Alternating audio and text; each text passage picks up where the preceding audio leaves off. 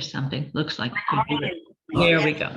Okay. So let's do say our bracha together, and then I will mute us all. Okay.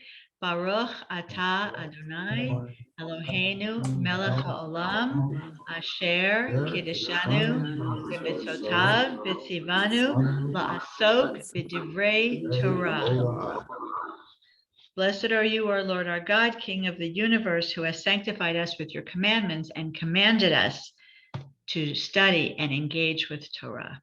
Okay, so I'm going to mute everyone, but please, whenever you have something to say or a question to ask, or please just call out, okay, or just unmute yourself, and so we can have as much participation as possible. So the arc of our class is your basic. It's very. There we go. I got everybody on the screen now. So I'm going to just in 2 seconds just review the Mussar, how we study Mussar, right? We study our text. We're going to look at text. Then we do journaling, either literally journal or we keep track of what we're doing during the week. And then we get feedback, we share with others, and then we practice our sacred phrases and do sacred practices. So that's basically how Mussar works. And today's trait we're going to be talking about is called Shmirat Halashon, which literally means watching or guarding your tongue, but really means mindful speech in what we're talking about. So at first, I just wanted to make space for any reactions from last week's class on Savlanut, on patience. Did anybody have any instances either of having patience or of not having patience or of wanting to have patience that they wanted to share or get any feedback on? I don't know if people had, that's part of the journaling, the idea of thinking about it all week long, thinking about the trait that we're working on. Did anybody have anything that they want to share about patience? Barbara, please. Yes. So I think after the class last week, we talked about whether it's really impatience or just anger when things are not working the way they're supposed to. So we went to Ben's on Sunday night. I'm not going to do that again ever. So they were totally overstressed. The greeter was nowhere to be found. We had to go look for the greeter. The waiters were nowhere to be found. The bus boys were nowhere to be found. People came in after us, got served. It was bad. It was really, really bad. I've been going there for years, and it was bad. And I really lost it. I didn't have any place to go afterwards or anything like that. And I wasn't totally hungry, but I didn't have any patience. And what did you, so I hear that, but so were you able to, did you think about it? Were you thinking about the class? Like how did that connect to the, other than you've lost your patience, how did that connect to the class, if it did in any way? If we hadn't had the class, I would not have recognized what was going on. But it didn't stop me from being I would say angry rather than impatient. I get very angry when people are supposed to have a system and the systems don't work. Right. You're the systems analyst. Exactly. That's your, right. Your thing. That was my thing. And I mean, their system broke down. I understand that they're understaffed and overworked and all that. But so if we didn't have the class, I wouldn't have looked at it in that light, but it didn't stop me from losing my patience. But I'm glad you shared that, because the classes are not magic. Like Mussar is not magic. You're not going to magically not be impatient because we had one class. But the idea is just to raise your awareness and your consciousness, to realize I'm feeling it, and then maybe the next time you'll feel it, and maybe you'll be able to act on it in some way, or maybe not. But the idea is just to be conscious of it. That's a big part of what the Mussar work is. Anybody else have any? Yes, Joanne. Okay. I wasn't able to come to your classes on the Thursdays, but I've watched each one on the video. So I was able to, I've kept up to what's going on, and I couldn't help but feel that I had read this book that had come out. It's called The Telling. The theory of this book is that the Haggadah has everything that you need to know in life is in the Haggadah. Okay. So one of the sections in this book, he talks about impatience and I'm that person. If I'm waiting in line at Stop and Shop and they're screwing up in front of me, I'm like steamed. He tells you to sanctify time. He said this is the one thing that you can do in your life, and that is to use your time. So you're online, so you could say the Shehekianu while you're standing there to yourself, obviously. You could, he suggests even in his book, he says, you can call your aunt that you never call because you have 7 minutes that you know, and you can do this. And it brought to mind that section that he had there. And I have found that phrase, sanctified time, it's helped me with patience. So I'm just telling you that it reminded me of that. So that's great. Who wrote that book, if I could ask? Mark Gerson is his name. He is a very successful entrepreneur who is also very Orthodox. His wife is a rabbi as well. And he is sort of second in command with United Hatzalah. If you are familiar with the organization in Israel, not the United States group, but in Israel, he is very involved in United Hatzalah. And the book came out, and then, we ended up getting a copy of it. And I'm telling you, I took that to heart, and it really has made a difference. So, but it sounds like the same thing that you are encouraging. Use your time, work it out. That's what the sacred phrases are, and the sacred I forgot what they call it, the practices that we do. The same idea. Thank you for sharing that. And for those of you who just joined us, we're just I'm making space for anybody to talk about the patients that we talked about last week, and if it affected them or in something like that. So if anybody has something to share. Anyone else? Okay, I'll just share. I was visiting my mom last week. On Friday, we had the class Thursday night, and Friday I went to see my mom. And when I first got there, she was in a very angry, sort of a belligerent place. And she said, I'm not happy here. I want to go back home. I want to leave this place and go back home. And of course she was at home. So I just validated her, and I said, you know what, why don't you stay here for tonight, and then we'll talk about this. We'll talk about it tomorrow. And then I proceeded to take out my pom-poms and sort of cheer her up. And we just, I was joking around with her, and I had her laughing. And it was because I was able, again, I could feel like when she gets that way, I get a little impatient because I don't know how to reach her. But I took a few deep breaths, and I was able to muster up my patience. And we wound up having a lovely visit because I was able to be patient with her and get her over that hump of where she was not in a good place. So it works. It works if it doesn't always work to make you more patient, but it works to make you aware. That's really what a lot of what Mussar is, to just become aware of what's going on. Rabbi. So, yes, who's talking? Yes. Somebody you know. Yes, my brother Arnie and my sister-in-law Roz. Hi.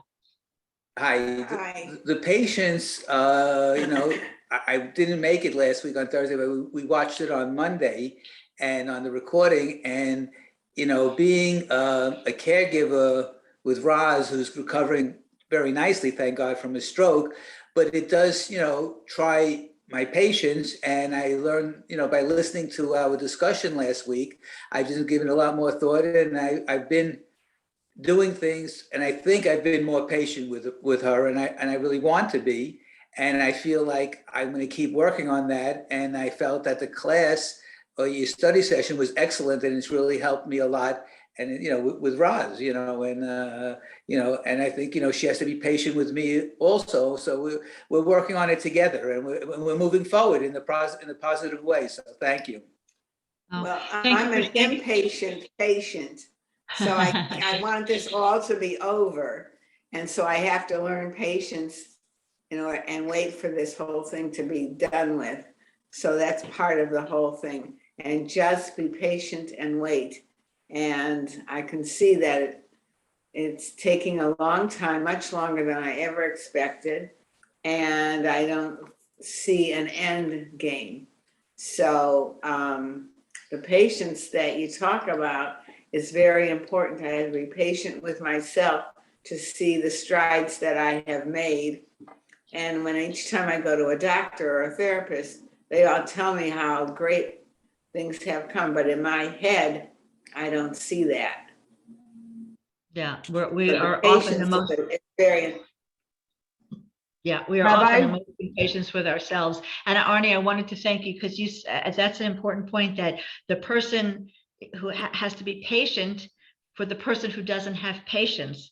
And that's also part of the equation. It's all wrapped up with each other, that, if I don't have patience, and whoever I'm with, they need to have patience for the fact that I don't have patience, which, if you're blessed with a partner, which I am, who has patience for when I don't have patience, but that's also another important factor. Thank you. Someone just wanted to say something? Rabbi, hi, I'm Hi. Lisa Nyberg. Hi, Lisa. Hi. So last week's class had a huge, I don't know, some kind of weird impact on me, because you didn't just talk about patience, you talked about patience with other people coming at you, kind of. So like if someone's behaving badly, you were saying, okay, well, it's not about you. It's not all about you. And so you need to step back from that. And that settled so deeply in me. It's actually changed my behavior over the past week. Wow. So I need to thank you for that. I also want to tell you, if you ever want to talk about your mom, I'm very trained in that area and I can help. Thank you. I appreciate that. I did see your chat. Thank you for sharing that. I'm glad the whole idea of Mussar, what I love about Mussar, about studying Mussar, even though it's such hard work, is that, even if it's incremental, and maybe even if it's only that you're thinking about things in a different way, that for me is what makes Mussar so special, and such a different way of learning from any other kind of Jewish learning that I had done before. So really, thank you, everybody. Is there anybody else who wanted to share? I just want to make the space for whoever wants to say.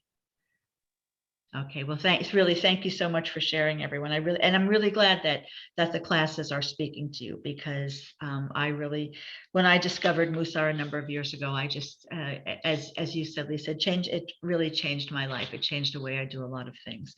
So this week we're doing something called Shmirat HaLashon, which is mindful speech. And I thought I would start with this really cool video. One of the most famous with the text that we're going to learn is the song Mi Ha'ish, which I'm not going to sing because I'm going to put it on the video. Who is the person who is eager for life, who desires years of good fortune? Guard your tongue from speaking evil and your lips from deceitful speech. So I'm just going to play it, and I'm going to ask you to just make special. This is they're two brothers. They're Hasidic brothers, but one of the guys plays the electric guitar, so it's really pretty amazing. So I'm just we're gonna share a little bit of my screen and share some of that, just to give you an idea, because this song is like the song about Shmirat HaLashon, about mindful speech.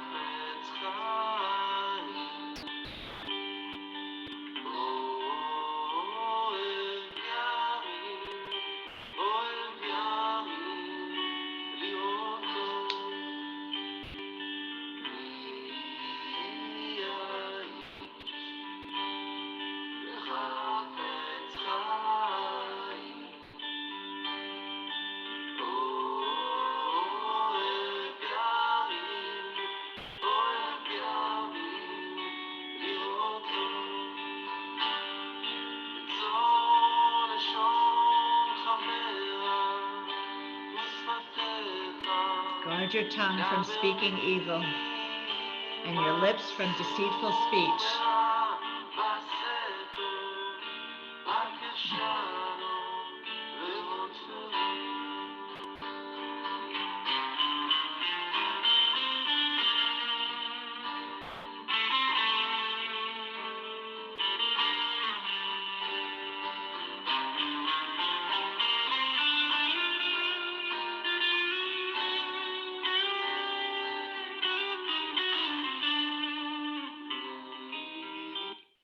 All right, just wanted to give you an idea. I just think that's so cool the way the guy plays it. They sing it again, but that's the classic song Mihaish for and it said Khafiz Khayyam. We talked about the Khafiz Khayyam. We'll talk about him today again. Today, the Khafiz Khayyam, who he was the one. Remember, we talked about him. I think in the first week we read a story about him that said he tried to change the world and he failed, and he tried to change his city and he failed, and he tried to change his family and he failed. And when did he become such a successful world leader? When he changed himself. So he wrote the book Khafiz Khayyam. He wrote the book called Shmirat HaLashon, Guard Your Tongue, which we'll get into in a few minutes. So let me just ask you a question. How many of you have been hurt by words? Raise your hand if you've been hurt by somebody's words. Okay. How many of you have hurt other people with your words? Yeah. Everybody's hand is up. So like, think back to a time when someone spoke to you with unkind or harsh or cruel words, and just throw out the words of how you felt at the time. Just, unmute yourself. And what did that make you? What did you feel when somebody was unkind to you, or even when you were unkind to somebody else? Hurt. Hurt. I'm always hurt.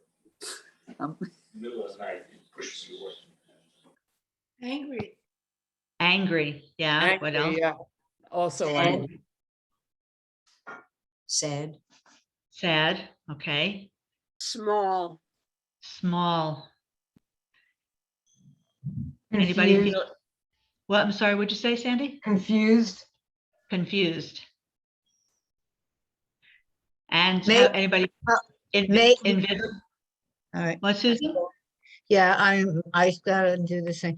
It made me not want to feel, it made me feel much less close to the person and not wanting to reach out and be as close as I had felt before. Mm-hmm. So it ruptured the relationship. From my perspective, it did. I don't think the person knew it. Guilty. And how about invisible? No, I felt the target. Who said guilty? Was that you, Dale? Guilty for having made someone feel bad. Yeah. So I have a bunch of sources. I'm going to put us onto screen share, and we're going to look at some of these sources. Here we go. So again, I can't see you, so please, I can only see a few people on the side of my computer. So please, if you have a reaction, please feel free. Okay, the power of mindful speech. So in Proverbs, it says, death and life are in the power of the tongue. Those who love it will eat its fruit. Okay, so this text is about literally that words that we say are life and death. A person's tongue, it says in the Talmud, a person's tongue is more powerful than her sword. A sword can only kill someone who's nearby. A tongue can cause the death of someone who is far away. All right, so I thought that was pretty powerful. I mean, that the tongue has the power of life and death. Okay, and here's another source. One who embarrasses another in public is like a spiller of blood. Okay, also about life and death, even though it sounds a little bit like rabbinic hyperbole, right? Because when you embarrass someone, it's like killing them. It's interesting. Rabbi Salanter, who's the founder of Mussar, he said that if you say, literally says, if you say of a rabbi that she does not have a good voice, and of a cantor that she is not a scholar, you're a gossip. But if you say of a rabbi that she's no scholar, and of a cantor that she has no voice, you are a murderer. Just curious, does anyone have any thoughts on that? 'Cause I thought that was a very interesting analogy. Again, I'm throwing out these questions, but I have to say it doesn't, I don't actually have the answers. I'm just, there's so many of these interesting sources. This is Barbara. This is Yeah. Barbara. This text just brought me back to something that happened maybe 55 years ago. Anyway, my husband grew up in an Orthodox synagogue. And before we had any kids, we very often were there. And the rabbi from the pulpit talked about this bakery. Don't buy there because they're not Shomer Shabbos, or they're not, whatever there was. At the time, my knowledge was not so much that I didn't get the details, but the basic message was, don't buy there. And I remember how shocked my husband was afterwards. That he said, he didn't say he's a murderer, but it was the wrong thing. It's like what you just said. What Rabbi Salanter said. Right. I mean, Taking away you're in the somebody's middle of livelihood. you're in the middle of a very observant community where there are not a lot of other customers coming in from other communities. Mhm. You put this guy out of business. Exactly. Like telling a rabbi that they don't have anything to say, they're not a scholar, or the cantor doesn't have a voice. You know, that's, you put them out of business, even if it's true, which we're going to get to, you know, we're going to come to that. So there's another source here. I just want to interrupt you for 1 second. Sure. Just Read it. scroll back down. But, you know, somebody who embarrasses another in public is like a spiller of blood. And that's an abusive relationship as well. And abusers do that all the time. Right. In public and in private as well. Right. Right. Thank you for that. So the third text says, the sages say that Lashon Hara, which we're going to talk about in a minute. Lashon Hara literally means bad speech. It means talking badly about somebody else. Lashon Hara kills 3 people: the speaker, the listener, and the subject of the harmful speech. The listener suffers more than the speaker. Okay. Now it's very interesting. Oh, I didn't put the source in. Okay, there's a Mishnah. The Mishnah comes before the Talmud, written somewhere between, anywhere between the year 0 and the year 200. And in the Mishnah, Rabbi Meir says that since humans are created in the divine image, that God experiences whatever it is that we go through. So if we disparage another person, that diminishes God, because God experiences that disparagement.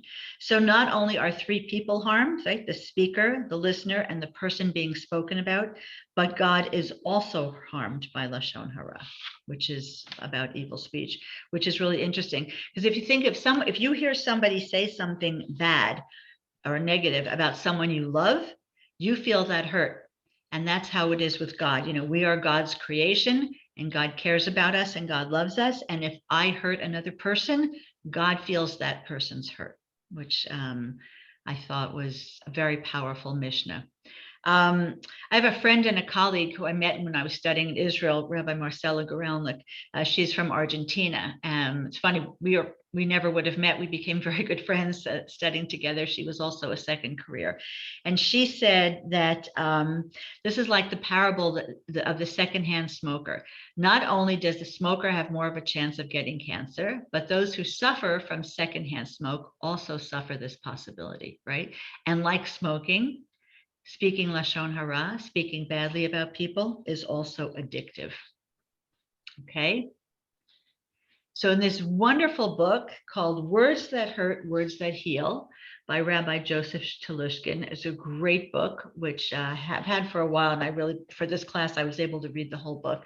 He has a lot of interesting things to say. So he's how to choose words that hurt, words that heal, how to choose words wisely and well. He said and he speaks around the country a lot. And he said, when I ask listeners if they can go for 24 hours without saying any unkind words about or to anybody, invariably a minority raise their hands, signifying yes. Some people laugh, and quite a large number say that they can't. No. So all of you who can't answer yes must recognize how serious a problem you have. Because if I asked you to go 24 hours without drinking liquor and you said, I can't do that, I would tell you, then you must recognize that you're an alcoholic. And if I asked you to go 24 hours without smoking a cigarette and you said, that's impossible, that would mean that you're addicted to nicotine. So similarly, if you can't go 24 hours without saying unkind words about another person, then you've lost control of your tongue. Okay. So how do you understand the repeated references to mindful speech as a matter of life and death, combined with what Rabbi Telushkin said? I just want to, just something to think about if anyone has anything to share about that. But the idea that the tongue has the power of life and death. I thought that was really very, very profound. And that comes from the book of Proverbs. And it's interesting. I never thought of it as an addiction until I read what Rabbi Telushkin said, but it really felt that way. Sometimes when you think about it, when I ask people how they felt before, if you feel so hurt and so little and so belittled when someone says something cruel to you, you may want to feel like you want to hide away, or sometimes, say, no, we don't really want to die, but sometimes we feel like, if we really were hurt, like, I don't want to live with this anymore. So what exactly is Lashon Hara? What is evil speech and hurtful speech? So I have a different document that I want to look at that I want to share with you.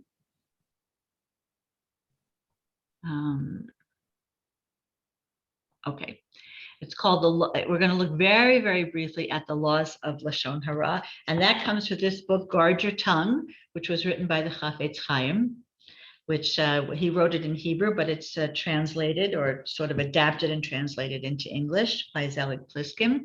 So we're just going to read through these because I was actually stunned at how much was covered. A lot of this I knew, but there were some things that I didn't know. So it's written by, as I mentioned, by the Khafiz Khayyam, who lived in the 19th century. In Russia, and he was one of the also a very important writer in the Mussar movement.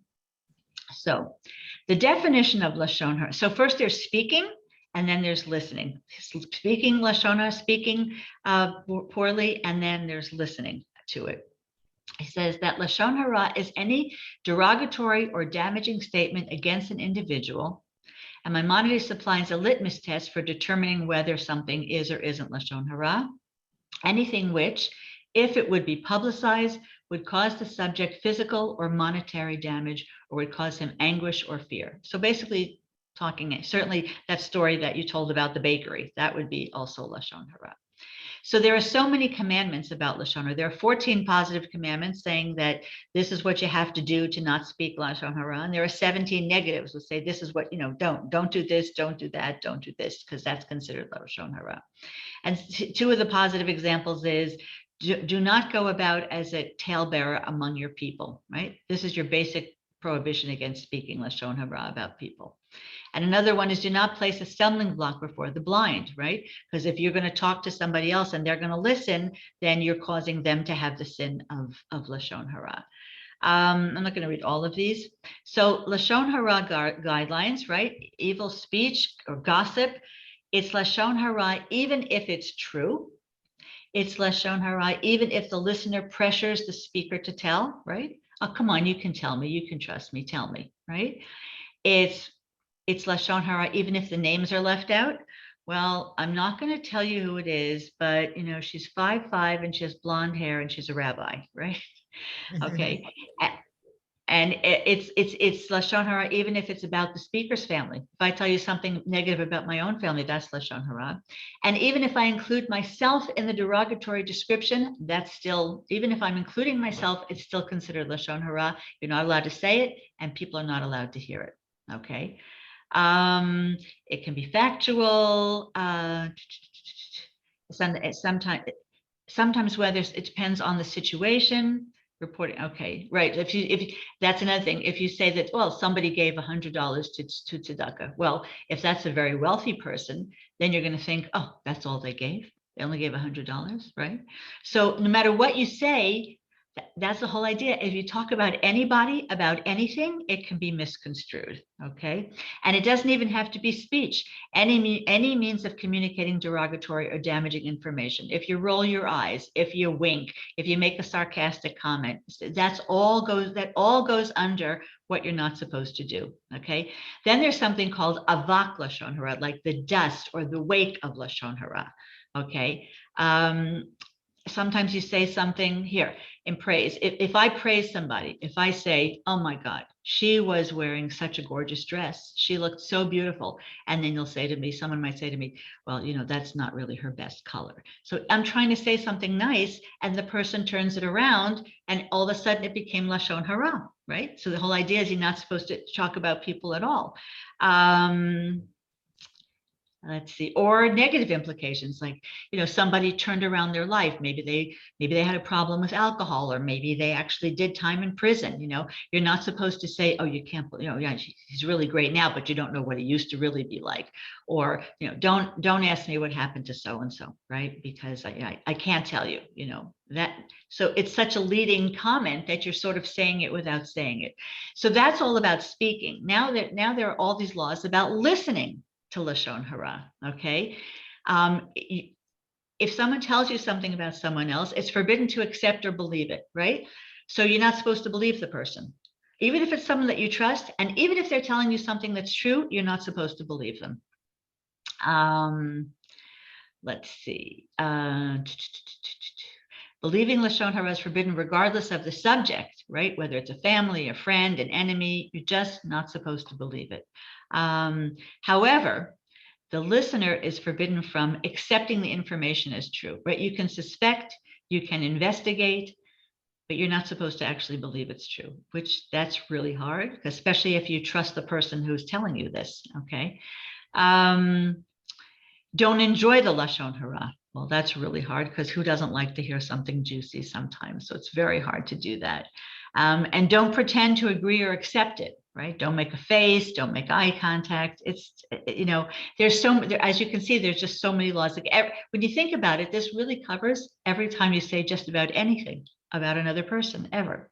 So one of my friends, a rabbinic colleague of mine, he said something very powerful, I thought. He said, when I hear lashon hara in person or even on television, I feel tainted and dirty.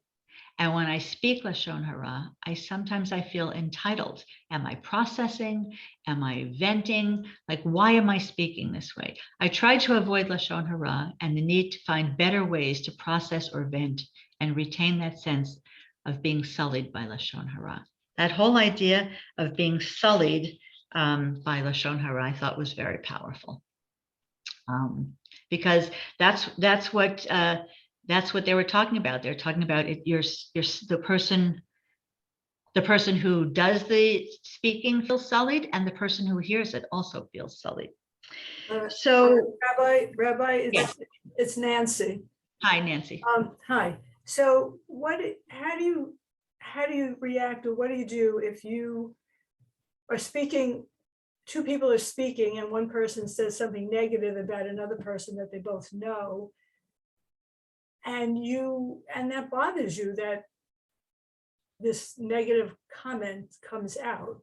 Like, how do you handle that? Do you say something to the speaker, or do you ignore it? Or it makes me we are going to get into that, but it's true. I mean, I would say, if someone is making you feel comfortable with something that they say, I would say something. I would say, and even if it's someone who you really like, you can say, I'm not being judgmental, but this, I'm not comfortable with where this conversation is going. Right. Just sort of excuse yourself from it. Rabbi? Yeah, who's that? Lisa. Hi, Lisa. Hi. When my mom was alive and living in an independent living, they sat you at specific tables with other people. And there was a woman at the table who was losing her memory. My mother had no patience for women. She just didn't she didn't do it. And one of the women was always making negative comments about this woman who was having memory issues. And my mother said to her, she can't help what's going on. You can. If you don't want to sit at this table, you need to leave now. Beautiful. Yeah. Beautiful. It was amazing. That's great that she had the gumption to say that, because most people don't, you know, and that's part of it. We find ourselves, I'll get into that a little. We find ourselves in situations that, like as Nancy just asked, that we don't want to be in, that make us uncomfortable. So why do we have such an urge to speak Lashon Hara? Why? It's so pervasive. It's so pervasive. And so maybe instead of speaking Lashon Hara, instead of speaking about other people and saying negative things about them, maybe we should think about what it is we're feeling that's causing us to want to speak that way, right? Do we have a sense of entitlement? Is our ego affronted? Do we feel superior or do we feel inferior? I'm going to read this also from Words That Hurt, Words That Heal. And Rabbi Telushkin says, the most important reason that we gossip is to raise our status through lowering the status of others. There's tremendous psychological gratification in seeing someone else's social status decline. Fewer of us are willing to acknowledge the dirty little secret that our motivation in gossiping is so self-serving. The only gossip that makes us feel better about ourselves is precisely that which lowers public esteem of those with whom we are in status competition, our social peers and or superiors, right? So we speak poorly of others to we have to put somebody else down in order to raise ourselves up. We also derive great enjoyment from seeing a come down for those who summon us to morally upright life. Thus, a clergy person caught or rumored to have been involved in a scandal, particularly a sexual one, find themselves the subject of particularly nasty and unrelenting gossip. And when we divulge a secret that someone has shared with us, we feel empowered because knowing the secret means that we're in the know. Dr. Samuel Johnson, 2 centuries ago, said, the vanity of being trusted with a secret is generally the chief motive to disclose it. Right? That's really interesting. The fact that we feel so good that someone entrusted us, we want to share that feeling. And so we share the feeling by divulging the secret. We also gossip to exact revenge on people who have hurt us, but we're too timid to confront them. If we confront them, we risk being hurt by them again. So instead we talk about them behind their backs. It's amazing. I don't know if that has been anyone's experience, but I thought that was so, interesting, especially when you talk about the secrets. My mother always says, she says, once something leaves your lip, it's no longer a secret, no matter who you tell it to. If you really want something to be a secret, you need to keep it to yourself. Because once you tell one person, yes, who's that? It's Marilyn. Hi, Marilyn. All of this is true, but I feel the need to argue about it because it doesn't seem to me to be the whole story. I think that as human beings, we have a natural curiosity about other human beings, and we want to talk about them. We want to check our sense of other human beings with other human beings. And it may come out of a feeling of inferiority. It may come out of a feeling of, do I really understand what's going on? But it seems to me that to attribute the very worst impulses to our reason for talking about other human beings is just not the whole story. How could we not talk about what other people are doing? Because we're always measuring ourselves against what other people are doing. And we're measuring other people against what other people are doing. And so I think it's very difficult not to engage in Lashon Hara, given the broad definition that we're presented with here. But that doesn't make it the right thing to do. I mean, I agree to an extent, but it still doesn't make it right. Maybe we shouldn't judge other people. Maybe we should try to be non-judgmental. Right. Maybe we shouldn't measure ourselves by what other people are doing, but what we want to do and what we are doing, and maybe our past behavior. Right. I think to be non-judgmental is one of the main benefits of not doing Lashon Hara. I vowed that I would not do Lashon Hara many, many years ago when I was involved in, you know, when you're home with little kids and when ladies get together, what they do mostly is gossip about other people. And it's true. And I found this not only boring, but I found it very unpleasant. Right. And I vowed not to do Lashon Hara or even listen to it. Listening to it is what's really hard, especially when I'm in the workplace. I encountered someone who got great pleasure out of talking about other people in a negative way. And now you don't know who this person is, and I'm not describing the person, so I don't think I'm doing Lashon Hara because there's no way you'll know who this person is. But I found this very, very difficult. I found it very difficult to deal with this particular person because there's always something negative that she had to say about other people. But I don't think you shouldn't even say anything good about other people, because what invariably happens when you say, my father told me that. He said, don't even say anything good about another person, because invariably what happens is somebody else in the group will say something negative in response to what you're saying good. And so you are facilitating the negative Lashon Hara. Right. I don't know. I heard, Marilyn, that was a lot of pushback from people, but everybody, what everybody said, I would tend to agree with that. The idea of not judging yourself against other, measuring.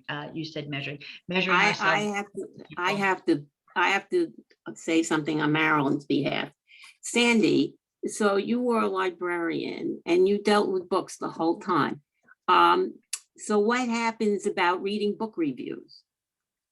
Some of which are extremely negative, and may affect the writer's livelihood.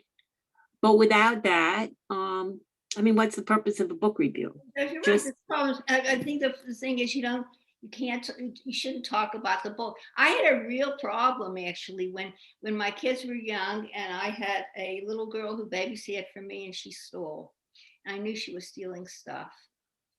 And I stopped having her babysit for me. She was 12 years old. And a neighbor asked me, would I recommend her to come and babysit for me? And so I had a real problem. I didn't know what to, book reviews are different. Now, it was one thing to badmouth the person, the writer. It's another thing to say, this is what I didn't like about the work. Right, not an ad hominem attack. About the person. Right. It's not Lashon Hara because you're not talking about the person. You're talking about the work.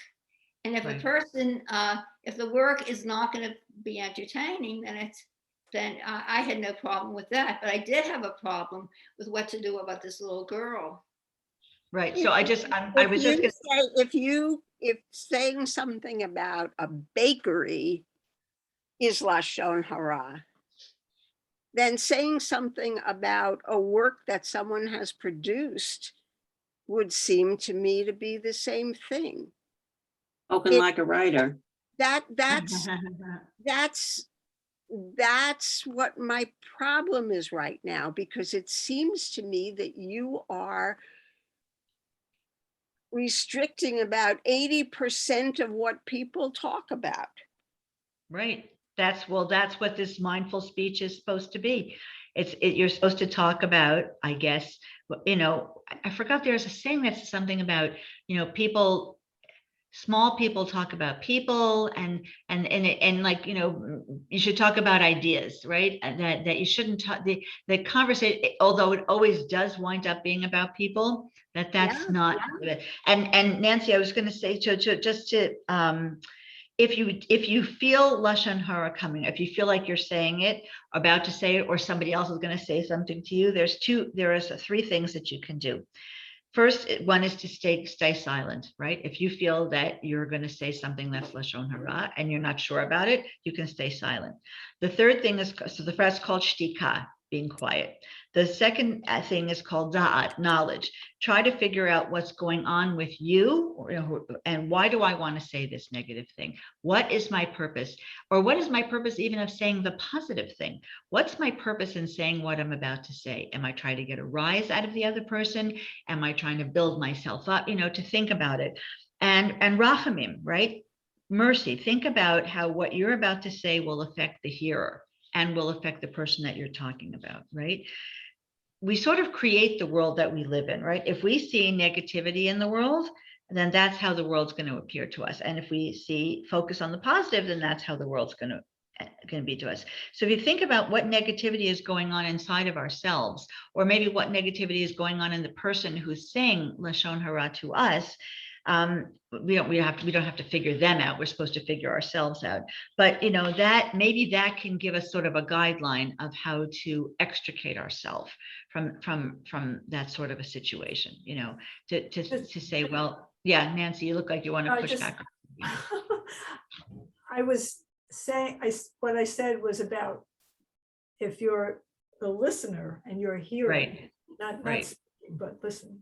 Speaking, but I think the same goes for, you can just, I think the same can go for the listener as well. You can ask the other person to please be silent, right? You can try to think about, or if you're really brave, not you, Nancy, but any of us, if we're really brave, we can say, why do you feel the need to say this? Like, what's going on with you that you have to say something so not nice about this other person? Right. And the same thing with rachamim. Think about it, like, say to the person, well, why don't you have, how would you feel if someone spoke about you like that? And we all have things about ourselves that are not complimentary. How would we feel if people talked about those things? Right? We would not feel good about them.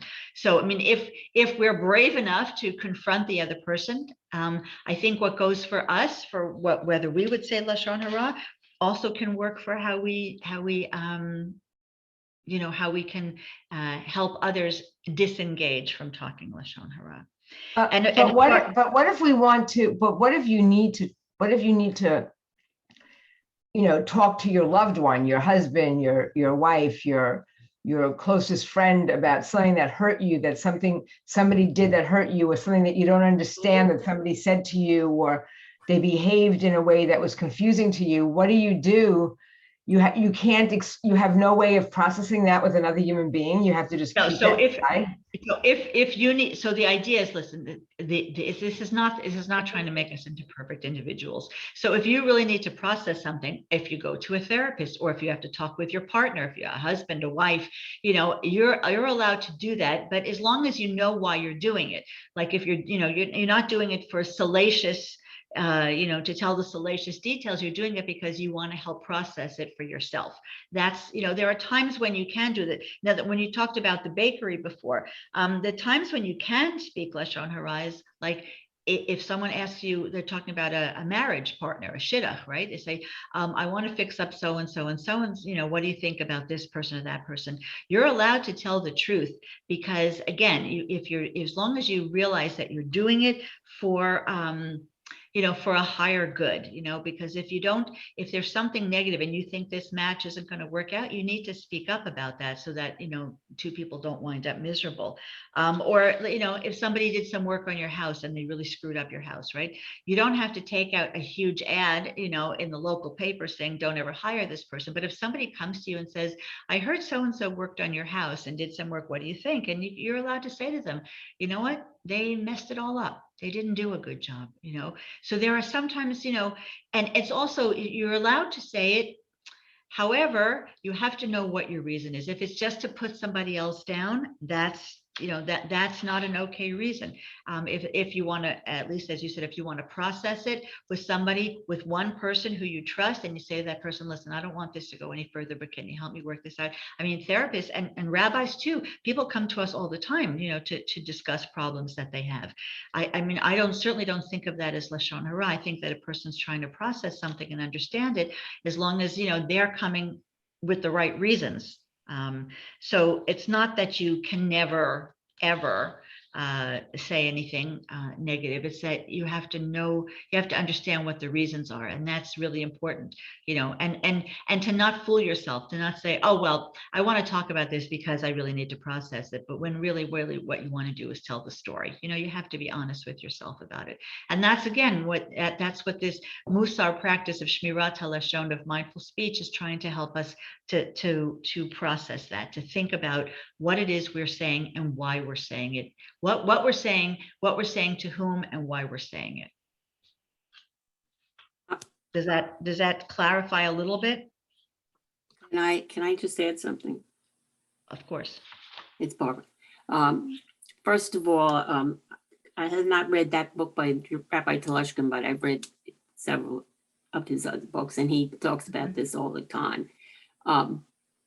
But he does mention that you really need to have a person that you can communicate with, because if you're holding all this stuff in, right, all you're going to do is make yourself psychologically unsound. If you've got a lot of anger issues, so if you don't have a therapist, if you have a partner you trust, so I would ratify that, because Rabbi Telushkin talks about that all the time.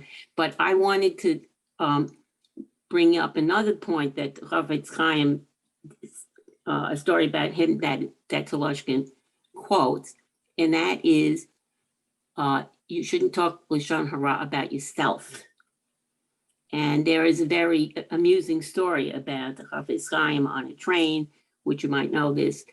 He was on his way to give a speech, and some guy sat down and said, oh, I'm going to hear this great speaker.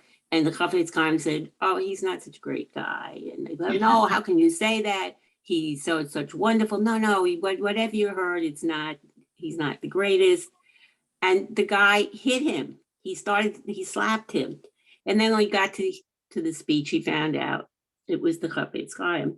And he went to apologize, and he said, no, I should apologize to you, because you taught me that you shouldn't speak Lashon Hara about yourself.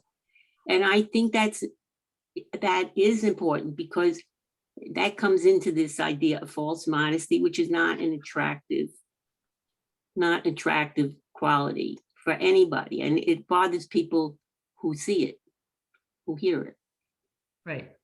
I agree. I would agree with that. There's, that's a whole, that goes into it's funny, all these traits, the boundaries between these traits are very fluid.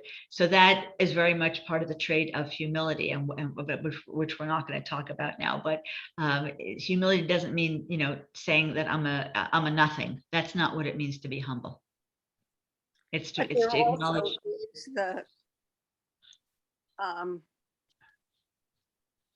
the strategy, essentially, with other people, of saying the worst thing before anyone else says it. You mean saying it about yourself? Is that what you're saying? Yeah. Right, which is a kind of protection. Right. Right. That's a defense mechanism, right? Yeah. I'm gonna tell you all this before you can tell it to me. I'm gonna reject you before you reject me, right? Well, yeah, I'm gonna say the worst things before you can say them, and then we're on an evil plane. I'm sorry, an equal plane. Maybe we're on an evil plane also. I think we're on an evil plane. I think you're right. I like that. It's a great Freudian slip.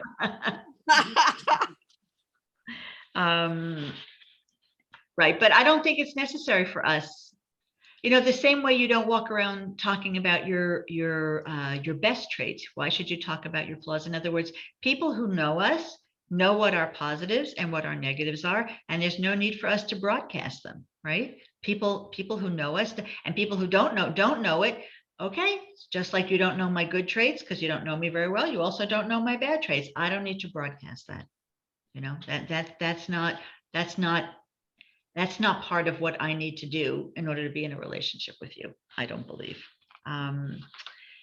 Anyway, so I see, oh, this is great. We're just running a little bit out of running late. So I think I'm going to skip some of these sources.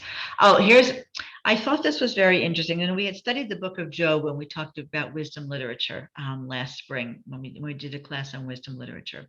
And so this is a very wonderful, beautiful source that talks about what happens when someone even says something nice about someone, and not someone, this is a God, okay? In the book of Job, right at the beginning of the book of Job, God causes a lot of damage to Job because God boasts to Satan, okay? God says, have you ever noticed my servant Job? There's no one like him on earth, a blameless and upright man who fears God and shuns evil. And Satan accuses the God of being naive. He says, yeah, right. Doesn't Job have good reason to be God-fearing? You have put a fence around him and his household and everything he has. You blessed everything he does, but lay your hand upon him and all that he has, and he'll surely blaspheme you to your face. So certain that Job will remain loyal to God no matter what the provocation, God permits Satan to do anything to Job except take his life. Satan arranges to have his 10 children killed, Job's 10 children killed, his possessions destroyed, and he's afflicted with terrible maladies. Although the book of Job has a happy ending, would anyone dispute that Job's life would have been proceeded far more smoothly had God not chosen to praise him before Satan? I thought that was very powerful, you know, because if we're going to say nice things about people, and God knows, you know, there's this expression in the Talmud, al tiftach pele satan, don't open your mouth to Satan, don't invite bad things. And Mussar is saying that even by speaking well of somebody, right? God was talking about God. This is God we're talking about how righteous Job is. Well, Satan picked up on that and decided to run with it. And you know, so if it happened quote unquote to God, it's for sure going to happen to us. There's a big, I'm just trying to think where we're going to go next. There's a connection between mindful speech and peace. This is from the Khafiz Khayyam, from the Shmirat HaLashon, from Guard Your Tongue. There's another great and holy quality that results from mindful speech, and that's the quality of peace. As it is known, through mindful speech, a person lets go of envy of others. Everyone loves such a person and entrusts their secrets to him or her, and will never speak ill of them. That is a measure for measure, as I have seen in the Ari, that he's one of the Kabbalistic thinkers in Sfat in the 1600s. And the reverse is also true, that one who speaks ill of others and denigrates others, and things will come around in the end, and others will denigrate him, not to speak of their punishment in the world to come. And the result of this is that it brings about peace. One who habituates oneself to speak well of others gains the merit that the Blessed One will call this person by God's own name, and that is peace. And it's so true, because people want to be with people who make us feel good, right? A well-placed, kind word can make all the difference in someone's life. I'll share with you a story about our late beloved friend, Joan Holkauer. There was one Shabbat morning, and it was, you know, one of these cold and nasty Shabbat mornings. And it wasn't that I didn't want to go to shul, I just didn't want to get out of bed. You know, it was one of those mornings. And so I came to shul and I was feeling a little crappy, and I was sitting next to Joan. I was sat next to Joan in shul. And all of a sudden we're sitting, and out of the blue, she says to me, you know, I really love you. And it was like, wow, this is why I came to shul. Because to hear Joan say that, it was just, she made me feel so good. She turned my mood from crappy into one of peace. I was so grateful to her. And I told her, I said, you know, I didn't want to come this morning. I just was not feeling so great. And just one kind word like that. And she just changed my whole world. You know, the Jewish tradition views words as tangible, right? In Hebrew, one of the words for words is dvarim, which also means things, and it's extremely powerful. The Torah clearly acknowledges the potency of words, teaching that God created the world with words.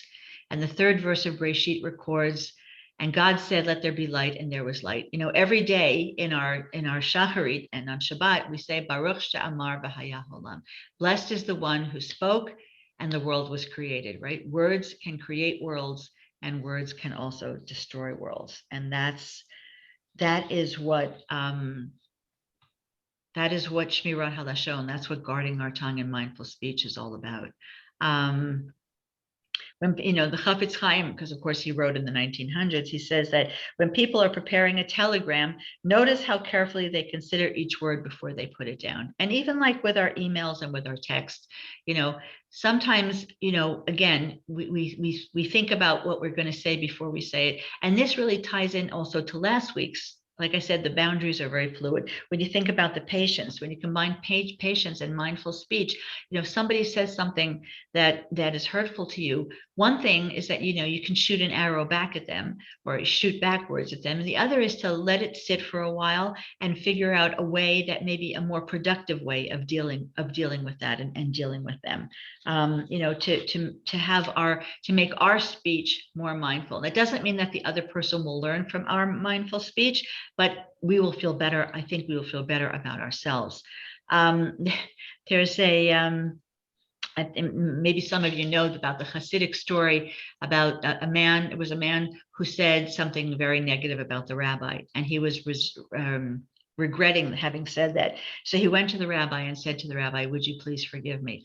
And the rabbi said to him, "Well, before I forgive you, I want you to take a feather pillow and I want you to cut it open and I want you to shake it out into the wind, you know, shake all the feathers out into the wind and then come back to me." So the man came back to the rabbi. He did what the rabbi said. He came back to him and the rabbi, he said, "Okay, rabbi, I did what you said. I shook out the feather pillow." And the rabbi said to him, "Okay, now go and collect all those feathers." And the man said to him, "Oh, rabbi, that's impossible. The wind came, blew the feathers all over the place." He said, "Well, that's what happens when you say something negative about somebody else. It gets blown around, the rumors, or even if it's true, it gets blown around and you can never take it back. You can say you're sorry, but you can really never take it back." We should handle our words as we would handle a loaded gun. Unfair speech does more than harm its victim. It's also self-destructive. The psychiatrist Antonia Wood notes that when we speak ill of someone, we alienate ourselves from that person. I think somebody said that before, that they felt alienated in a relationship when someone hurt them. The more negative our comments, the more distant we feel from their object. Thus, one who speaks unfairly of many people comes to distance and alienate themselves from many individuals. And as Dr. Wood notes, alienation is a major cause of depression. Okay. So one of the things that the Talmud says, you know, Lashon Hara and gossip and not being mindful of our speech is so hard to refrain from. And the Talmud actually says that virtually everyone violates Lashon Hara at least once a day and says something that is negative and true about somebody, right? So the rabbis 2,000 years ago were understanding that, as you know, Mussar came much later. Mussar came in the 1800s, but the idea that everybody, we're not saints, right? We are going to say things that we shouldn't say. Okay, so this is why on Yom Kippur we say the vidui, the confessional prayers, many, many times. How many times do we say Ashamnu, Bagatnu, Gazalnu, Dibarnu, Dofi? And if we go through the Hebrew words of the Ashamnu, we see that over 1/4 of those sins are sins of language, ways in which we can hurt others through language. And these include Dibarnu Dofi, right? We have shared demeaning words about others. We say Tafal Nu Sheker. We have been smearing people with lies, right? Ya'atz Nura, we have misled people. Kizavnu, we have deceived people. Latznu, we have made fun or we have mocked others. And the Nun is Niatsu, we have cursed other people. That's just from the Ashamnu. And if we take a look at the Al-Chet, the confessional that we say, what, eight times, I think, or more, it adds up to a similar percentage. 8 out of 44 of the sins have to do with speech, right? We say, Al-Chet shechatanu lefanecha b'dibur peh, for the sin we have committed before you through speech. And that's general, but then we also have the sin we committed before you with insincere confession, and the sin through idle chatter, and the sin through denial and deceit, and the thin through clever cynicism. Okay, so the sins of speech that appear in the Ashamnu and the Alchet are examples of our using language in myriad ways every single day, to hurt people. So if you're going to gossip anyway, if you're going to speak Lashon Hara anyway, Rabbi Talishkin suggests that we severely limit the number of people with whom you gossip, okay? Or you talk Lashon Hara, and severely limit the amount of time we spend in such talk. And if we're going to gossip about people, we should talk about them as kindly and as fairly as we would want others to be when they say things about us that are true, but not complimentary. In other words, be mindful even when you're engaging in gossip or Lashon Hara, right? The same way, like even if you're feeling impatient, but you're mindful about being impatient, it's the same thing with the Lashon Hara. It's not, you are not supposed to be perfect, but be mindful even when you're engaging in it. And try to restrain ourselves from repeating a juicy bit of gossip or slinging a stinging remark. Harold Kushner once said, only God can give us credit for the angry or other cruel words that we did not speak. So Rabbi Talishkin has a couple of other recommendations. He says, set modest goals. He says, for example, don't engage in gossip at least once a week. Try, like maybe at Shabbat dinner. Shabbat dinner, don't talk about other people. And he says we should maybe don't engage in talking about other people, at least let's say for 2 hours every day. And those 2 hours should be, 2 hours during the day, not from 2 to 4 at night when we're sleeping. I once read this, I don't know what it was, a cute little riddle or a joke or something. And it said that somebody was saying, praying to God and saying, dear God, so far today's going well. I haven't got angry at anybody. I didn't lose my patience. I didn't speak Lashon Hara. I'm really trying very hard. And so far today's going really well. But now I'm going to get out of bed. Right. So it's not easy. It's not easy, so even the idea is that, the person hadn't even gotten up yet. But so we need to use our common sense and not say everything that comes into our heads. The great Jewish humorist Sam Levinson said, it's not so hard to be wise. He said, just think of something stupid to say and don't say it. And it's also about the model. Like we try to model this for other people, model it for our children, model it for our grandchildren. I know when my kids would have friends over when they were little, I could always tell what kind of home they came from by the way they spoke, right? If they were respectful and they were kind, I knew that they grew up in that kind of home. And they didn't really bring home any friends who didn't speak nicely. But once one of my daughters brought home someone who said nasty things, and I thought, I don't like this girl. Anyway, the friendship didn't last very long. But you could see she must have grown up in a home like that. I knew one person whose grandmother used to say, if you don't have anything nice to say about someone, come sit next to me. And my friend this woman used to say it in a proud way, like this was her grandmother, who would always have something, nasty to say about somebody else. And this person was herself a pretty nasty person. And I have another rabbi friend whose grandmother used to say, it's not within everyone's power to be beautiful, but all of us can make sure that the words that come out of our mouths are. So I don't think we're going to I wanted to talk a little bit about lying, but I don't think we're going to really have time for that because it's getting I don't want to keep everybody too late. So I want to go to the, unless anybody wants to talk about lying, we can do that afterwards, but I wanted to get to the sacred phrases. The sacred phrases and the sacred practices, because I think that that's what's so helpful about Mussar. So and these come from Rabbi Amy Eilberg. I forgot to put her name in here, but she's my Mussar teacher. So one of the phrases is from Psalms, like we just sang this, we heard the song at the beginning, guard your tongue from speaking evil and your lips from deceitful speech. And death and life are in the power of the tongue. And from the Jerusalem Talmud, the gossiper stands in Syria and kills in Rome. And also from the Babylonian Talmud, why do human fingers resemble pegs, Nancy? So that if one hears something unseemly, one can plug their fingers into one's ears. So that's what the Talmud would tell you to do, Nancy. Very subtle, just plug your ears and the person will get the idea I don't want to hear it. You don't want to hear any more of what she or he has to say. And for the personal sacred practices, so line up a mindful speech buddy, right? Plan to check in with that person once a day by email or text, and once a week by phone to talk about how your practice of trying not to speak Lashon Hara is going. Also, journal each night, taking note of when your speech was especially supportive to others or when it was off the mark. Notice how often the temptation to speak Lashon Hara arises, and record the numbers in your journal each day, right? Again, it's just about being sensitive to when you're doing this.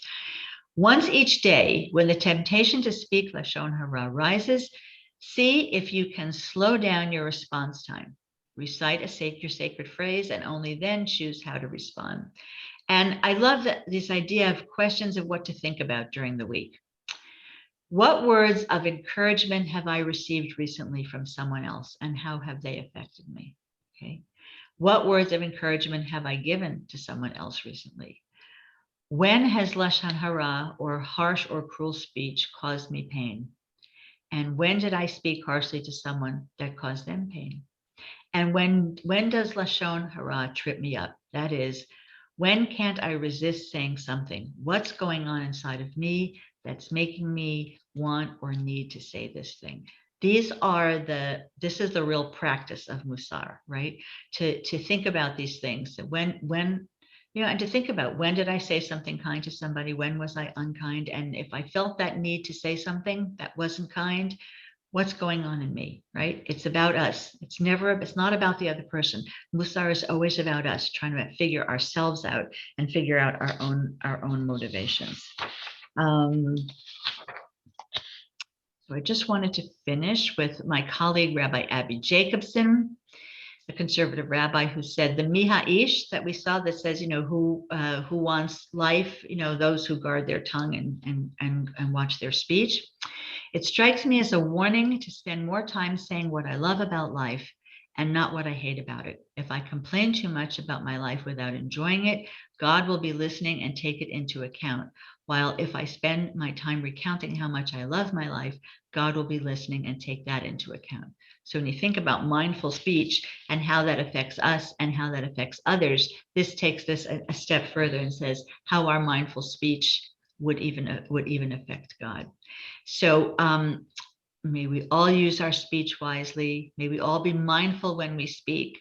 May all our speech be guided by love and kindness. And may God notice our efforts to use mindful speech and help our words bring peace to us, to others, and to the world. And let us say amen. Amen. So I'm Rabbi, open for. I have Yes. a question. Yes. What if you're with someone, for, let's say, 3 other people, and someone says something about you, maybe they think it's a lighthearted fashion, but it hurts your feelings. It makes you feel badly about yourself. Do you say something back to them? If you say something back to them, isn't that then possibly going to hurt them? You don't have to. I'm sorry, go ahead. I'm sorry, finish your question. Go ahead. I just don't know how you handle that kind of situation. The natural inclination is to say something back to them, but instead of saying something back to them, because then that just starts a volley, you can just say, I found that really hurtful. Just as simple as that. And then, if you want to take it further, you could say, why do you feel the need to hurt me at this moment? But that's, that gets into a whole thing. But you say to someone, that's really hurtful. Hopefully the person would say, I'm sorry. There was more words, more mindful speech I wanted to get into, but I think one of the things that people don't say enough is I'm sorry.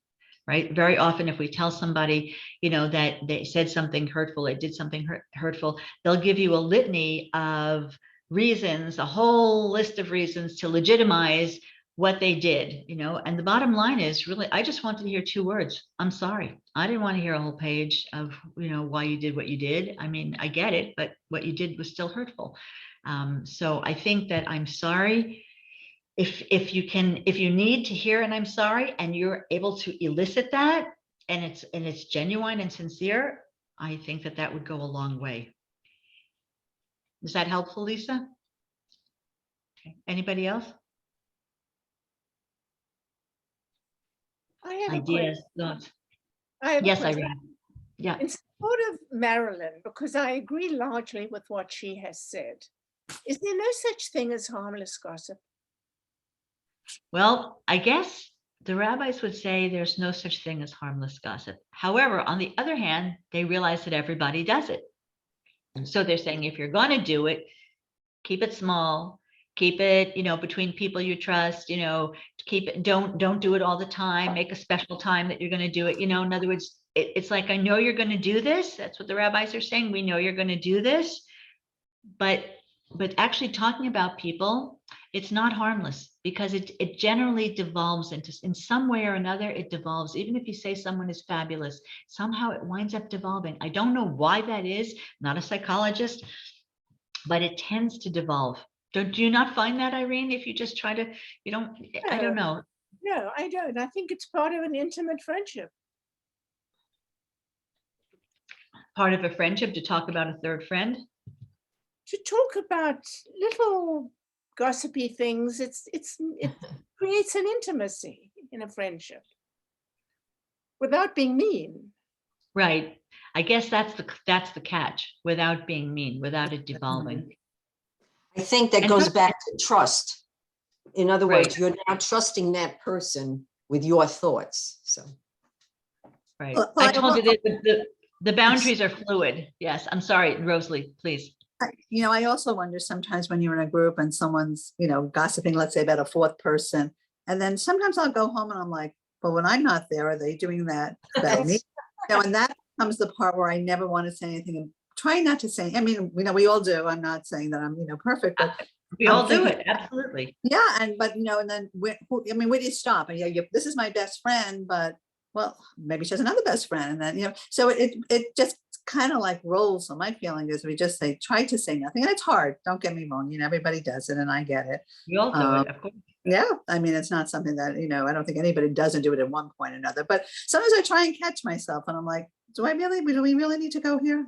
And then you just kind of move on to other things. But it's hard.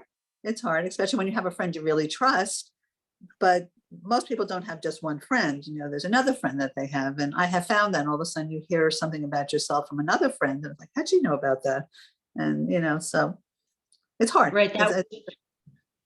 That's a big thing. That's but Mark Twain said something like, to really hurt somebody, it takes two people. It takes your enemy and your friend. Your enemy to say the nasty thing about you and your friend to tell you that the enemy said it. Mark Twain said that. So as I'm saying, it's really, I'm not saying that this is a doable thing. I'm saying what Mussar is trying to do is to raise our awareness of, if the Talmud 2000 years ago is saying that everybody breaks this rule at least once a day, everybody. So they understood that that's human nature and that's not going to change, but to just raise our consciousness about it. And even if you're saying good things about things, see if it tends to slide, even if it's like, as you said, Irene, just like, intimate gossipy stuff, but sometimes it can just go to a place. I'm not saying it's horrible, but it can slide a little bit. And you see, it's gossipy. It creates intimacy, but sometimes the intimacy could be at the expense of somebody else. And then there's the other part where you have a very close friend and you trust them. And so you share things with them, or reversely, a person you consider a close friend tells you things about somebody else. And sometimes I would come home to my husband and say, so-and-so said X about this person. And he said, don't ever tell that person anything, because if they're telling you what someone else told them, they're going to tell someone else what you told them. Right. And it is a lesson. So you have to really know who you're speaking to and who you know is going to hold your truth. Right. It's true. Anyone else? Reactions, thoughts? Yeah, I think that you, at the end, you said something, and I don't have the quote, but there was a reference to kindness, and I think that's the key to the whole thing. It's the impulse of kindness that needs to be there all the time and at the top of your mindfulness. And that to me makes the difference between Lashon Hara and some kind of natural impulse to examine the behavior of other people.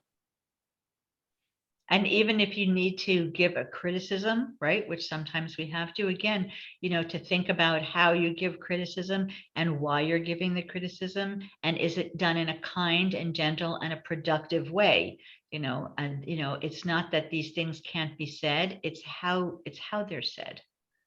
That's part of the mindfulness of mindful speech. Yes, Dale.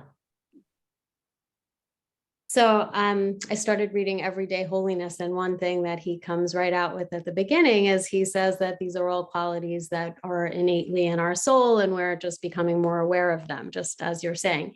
And what I'm sort of listening the last 3 weeks, and I'm especially tonight, I'm kind of struck by how much of this is just universal, and how much of what we're talking about that I spend my days trying to teach 10-year-olds to use their words carefully. Are they tattling, or is there a reason they're telling me that? That they want to be kind to each other, that they want to be patient with each other, that they want to not speak badly about themselves and give themselves a break and have a bit of a growth mindset. So much of this I feel like is really just like a universal kindness, a universal sort of way that we want our souls to be interacting with each other. I would agree with that. The only difference with the Mussar is that it's based in text, and the texts are Jewish, but the values are certainly universal. And it sounds to me like you're a Mussar practitioner already, because of what you're teaching, the work you're doing with the 10-year-olds. I mean, that's to raise the consciousness of, if that's what I said about these grandmothers, one of the grandmothers who said, if you don't have anything nice to say, come sit next to me. Another one said, you may not be beautiful, not everyone can be beautiful, but beautiful words can come out of your mouth. It's what we model for the people that we work with, especially children, is really important. That's right. Yeah, call a kavod to you. That's great. Yeah. So no, thank you. This has been great to hear and to participate in. Thank you. And I'm glad you bought the book. It's great, isn't it? It's very easy. It's easy to read. It's very deep thoughts in a very easily accessible way. So anybody else? I don't want to. So thank you so much for joining us. This is our next class is going to be on Monday, because next Thursday is Thanksgiving. So we're going to talk about Hakarat HaTov, which means recognizing the good, which is gratitude, which is a perfect tie-in to be ending our series 3 days before Thanksgiving. So Monday night, this coming Monday night at 7:30 will be our last class, and I look forward to seeing everyone. And I wish you Shabbat Shalom. Thank you. Shabbat Shalom.